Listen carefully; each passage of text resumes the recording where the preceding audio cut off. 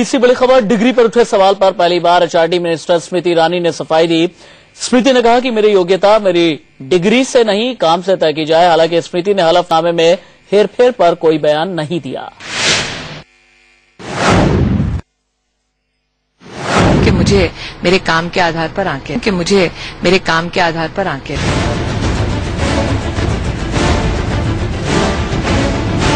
Degree न पूछो मंत्री की, देख लो मेरा काम। स्मृति ईरानी ने इसी अंदाज में कांग्रेस को जवाब दिया।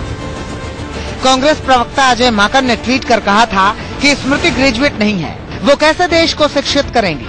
अजय माकन के हमले के 2 दिन बाद स्मृति ने जवाब दिया, कहा काम से ध्यान भटकाने के लिए ये साजिश है। स्मृति ने यह भी कहा कि मैंने अब तक जो पाया है वो मेरे काम के बल पर पाया है। मैं इतना ही कहूंगी कि ये सारा विषय इसलिए शायद बनाया गया है ताकि मेरा ध्यान मेरे काम से दूर हट सके।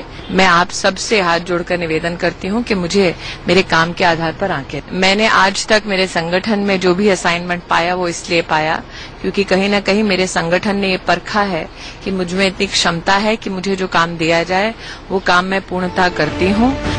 उधर स्मृति ईरानी की शैक्षणिक योग्यता पर सवाल उठाने को लेकर कांग्रेस में मचा बवाल थमने का नाम नहीं ले रहा है। स्मृति विवाद में राष्ट्रीय तलवी भी कूद गए। कहा कौन कितना पढ़ा लिखा है इस पर बहस नहीं होनी चाहिए, काम देखना चाहिए।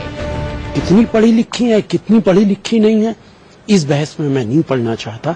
मैं सिर्फ इतना कहूंगा हमें इंतजार करना चाहिए और उनकी परफॉर्मेंस की बुनियाद पर ही कुछ दिन के बाद टिप्पणी करना ज्यादा मुनासिब होगा। उमा भारती ने कल सोनिया गांधी की पढ़ाई लिखाई पर सवाल उठाया था, जिसके बाद सोनिया समर्थक नेता स्मृति विवाद को रफा दफा करने में जुट गए थे, जबकि राहुल समर्थक अजय माकन इस मामले को तूल देने पर अड़े थे।